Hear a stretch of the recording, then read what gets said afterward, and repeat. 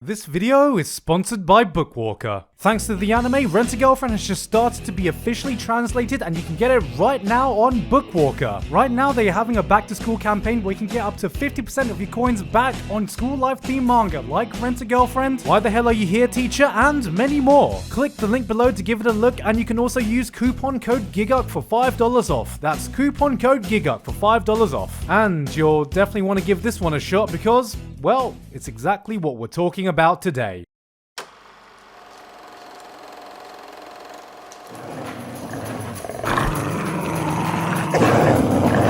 Wait a second. Before we attack each other and tear ourselves to shreds like a pack of maniacs, let's just open the sack first and see what's actually in it. It might not even be worth the trouble. What do you think? I'm not sure. Maybe. Hi. Okay, it's worth it. In anime, the battle for best girl is a never-ending war that will continue raging on until the end of time. And in no other genre is this battle more fierce, more cutthroat, more unforgiving than the harem genre. Good girls, bad girls, shy girls, my girl, forget what you think of other genres. Harem anime with the truest and original tournament arc where, unlike all this other pansy ass, oh look, I can't fight you anymore because the tournament's been suspended bullshit, there will and can only be one winner, one happy ending, one best girl. And there is no battle that is longer or bloodier, so you gotta pick your side carefully. However, sometimes there comes a girl so powerful, so undeniably ahead of the competition that no amount of nerfs or balance patches can offset how much she's broken the system. A girl that is not only clearly best girl of her own show, but unless some ultra mega giga chad SSS plus tier super waifu gets released in fall, will easily be the best girl of 2020. Which, sorry Echidna, I still love you dearly, but right now that person is Chizuru Mizuhara from Rent-A-Girlfriend. That's it. That's the video. Alright, I guess I'll talk about the show she's from as well. I have been absolutely addicted to Rent-A-Girlfriend this season, and a big part of that is for introducing me to the best girl of 2020, but beyond that it's also reignited my love for the harem genre as a whole. See, harem is one of those genres in anime that can be seen as pretty formulaic, with a lot of shows following the same patterns, same tropes, same bland, nice guy protagonist, but see, Rent-A-Girlfriend is not that much different from one of those shows. But Jesus Christ, I absolutely cannot stop watching it anyway. Kazuya is a guy who just can't seem to get a single W in his life. Just started college, being dumped by his first ever girlfriend of only 1 month. In a desperate attempt to get over her, he does what any guy would do to move on in what we can all agree is the most healthy way possible. When in doubt, simp your way out. Cause hell, if there's anything I've ever learned, money can definitely not buy you love. But it can buy you waifus. Yes, he rents out our main girl Chizuru as a rental girlfriend, has a whale of a time, and even gets a bit of unprotected hand-holding action. Then once it's all over, he realizes that it was all just an act, and gets mad that a service he specifically paid for gave him a service he specifically paid for. And then he keeps renting her out again, and this is anime, so of course it turns out they're living next to each other, and both their grandparents actually know each other, and now they think they're actually dating, yada yada yada, you get the deal. Rent-A-Girlfriend tiptoes that line of pretty much doing everything you want from the typical harem, while sprinkling in just enough to be able to set itself apart from the others that have just recently aired. As ridiculous as this premise is, it sets up an interesting dynamic very fast. While the two want to break off this premium OnlyFans sponsored relationship as soon as they can, they are forced to keep up this ruse while having to negate the risk of the people around them finding out what's really going on. And it even has room to add a little bit of spice into the mix. You quickly find yourself clicking on the next episode, not in the holy crap, this show is peak writing kind of way, but in the I know this is bad for me and I should probably stop, but let me just see what happens next kind of way. The setup is just pure popcorn trash entertainment. And before you say something like, oh, so it's what? Like the anime version of 90 Day Fiancé or something? No! It's, wait a minute. Fuck. It gives a little more of a hook than your typical premise, but as we all know, the strength of a harem anime is normally dictated by the strength of its girls. And while there are some shows that make it super difficult to pick a side with a delicious spread of almost equally wonderful waifus, the choices in Rent-A-Girlfriend are so top heavy that it might as well be like trying to balance the Great Pyramids on top of its head. Look, normally a harem is like a pizza, alright? Each character has a role to play to make it the perfect slice. So you got the protagonist. He's not sourdough, he's not stone baked, he's just a fucking paper thin, piss poor excuse for a bake. base. Then you got Mami. She's the tomatoes, but she's a fucking half squirt of tomato sauce and that piss poor base. Then all the other girls are like that crusty ass piece of pepperoni found under the fridge and all the other toppings that are on the pizza. But the cheese, oh my fucking god, the cheese. It's the mountain of the highest quality selection of mixed dairy solids you've ever seen. We got mozzarella, we got Gouda, we got Red Leicester, Brie, even fucking Wensleydale. So much fucking cheese on this fucking pizza. So this isn't even a fucking pizza anymore. It's just a massive mountain of melted cheese which, oh my god, it tastes so fucking bad, but I can't stop eating it. Wait, what the fuck was I talking about again? Oh yeah, harems. So yeah, harems are like hamburgers. Chizuru is just too powerful a waifu. She's just the perfect blend of all other trimmings of every flavor of best girl on the market. Her design is gorgeous. People may say she's slightly tsundere, but she gets mad for perfectly reasonable and legitimate reasons, and eventually gets over them like a genuine human being. And because she puts up this front in her girlfriend for hire business, you get to see numerous different layers to her characters when she acts differently. Like fuck man, all I want now is to watch a harem with 3 different Chizurus. Got perfect white bread, waifu rented Chizuru, cute and stylish glasses and braids, college Chizuru, and the cherry on top, vanilla tsundere will kick your balls and enjoy it Chizuru. She is a human harem. But most of all is that she somehow manages to be such top waifu material while still feeling like a real girl.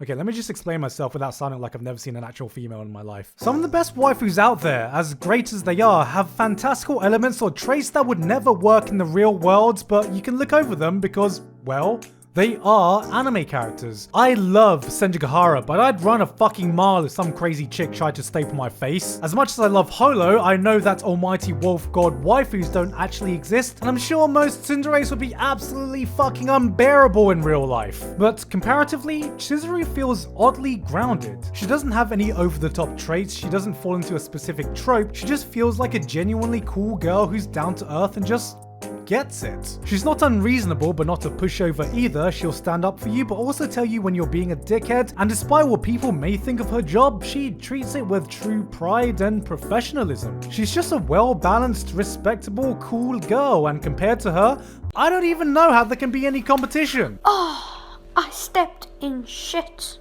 What, Mami? You mean the snake in human skin that's like the bastard devil spawn of mine and Spear Bro from Shield Hero? The quiet and shy Ugu chick, who I'm just guessing their personality because they haven't actually appeared in the anime yet. Or Ruka, who, let's be honest, had the word second place stamped on her head the moment she was introduced. Alright, I'll admit, she's not bad by any means. She's another rental girlfriend and she's cute. Got that not Yorimoto but I'll call you an E-chan kind of vibe going on. Wouldn't be surprised if her agency's called Rent a Domestic Girlfriend, but look. All I'm saying is, I don't care what the wiki said, her original hair color was clearly blue that she just dyed to cover herself from auto going to the losers bracket, if you know what I'm saying. Even after all this, Chizuru breaks the system so much that I don't even want her to win. Normally in harem you have a bland but nice enough protagonist so that people can self-insert themselves into, or will at least be good enough to end up with the girl you want to win. But Kazuya couldn't be further from that. This man is just a living bruh moment. I've never seen a man miss this much. And this isn't a dig at anyone who's feeling desperate in their love life, like feeling lonely enough to rent a girlfriend to help get over a relationship. Alright, that wouldn't be the way I would deal with it, but I can get what people can turn to when they're feeling desperate and lonely enough. But then getting mad that the rental girlfriend treats them the same way as other clients, then renting her a second time just to berate her for doing her job properly?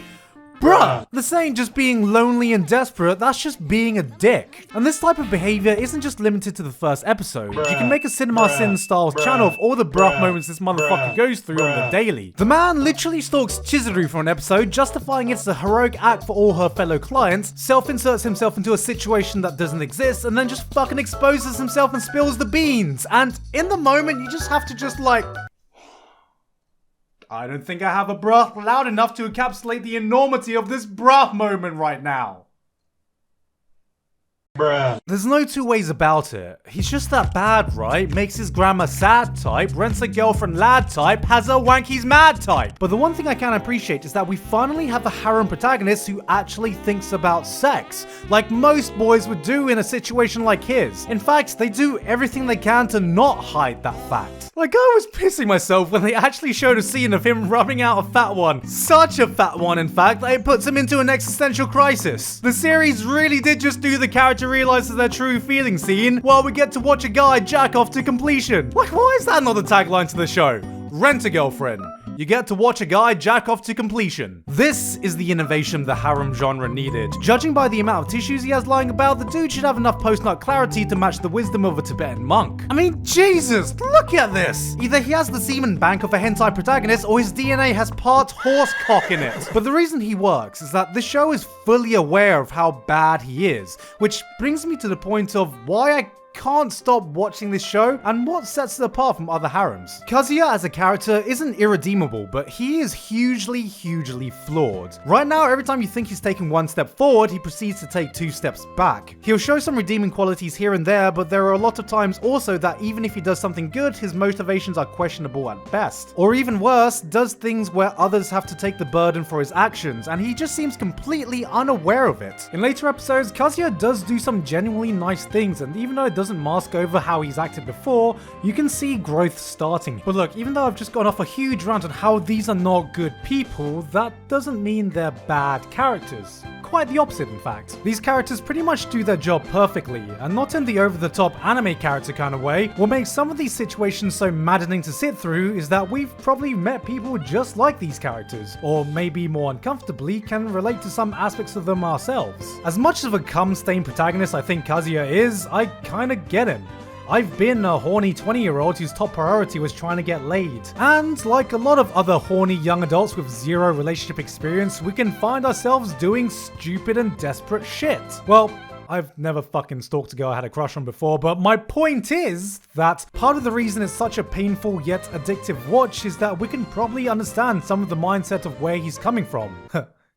I can tell you that some of my first relationships were disasters. I've definitely put up with people in my life I really shouldn't have because I was young and stupid, and I've had my own share of bruh moments I look back on that make me want to cringe so hard I'd shrivel up and implode back into my abdomen. Someone like Mami isn't an evil anime villain set on taking over the world. She's just a vain, manipulative, two-faced cunt who's one exposed twit longer away from making a 2-hour crocodile tear-filled apology video. I just hope that Kazuya realizes that being in this situation isn't a justification for some of the shitty things he's done. And what this all results in is an incredibly addicting watch. You're rooting for Kazuya to learn from his mistakes and become a better person. You're screaming at the screen for him to not take the Mami baits, or cheering for him when his bros are telling it how it is. Because that's what you would probably do if you saw your own mates doing the same shit. And no matter how much of a train wreck the situation is, you can't help but press that next episode button to see how it all gets resolved. Yep, here I am, once again on a runaway train with no brakes. Destination? Trashville. I can honestly see this title being the next big romantic comedy I religiously stick to till the bitter end. And a massive part of that is seeing if Kazuya can become the man who deserves Chizuru's affection and love. And I'm hoping for it, praying for it, because the best of girls deserves the best of fucking boys. And right now, well, don't just take my word for it, I'll let one of the voice actresses who works in the bloody show to say it best. カズヤって本当にいや悪い人じゃないんですよ。悪い人じゃないんですけどダメなやつですよね。Oh, Kazuya. Imagine graduating high school and studying your ass off to pass the Japanese college entrance exams, finally being able to start working towards your degree and career, only to find yourself becoming a professional L-taker. Hey guys, hope you enjoyed the video. Again, thank you for Bookwalker for sponsoring me today. You can check out their back to school deal right now in the description below for manga like Rental Girlfriend and many other titles. Don't forget you can also use coupon code Gigguk for $5 off. And yeah, that's pretty much it. I'm just going to keep it short and sweet today, no further updates. Feels a bit weird to think the new season of anime is almost here, and I feel like I've hardly watched any anime at all this year. But yes, that's it from me. I've been Gigguk, and I'll see you all next time.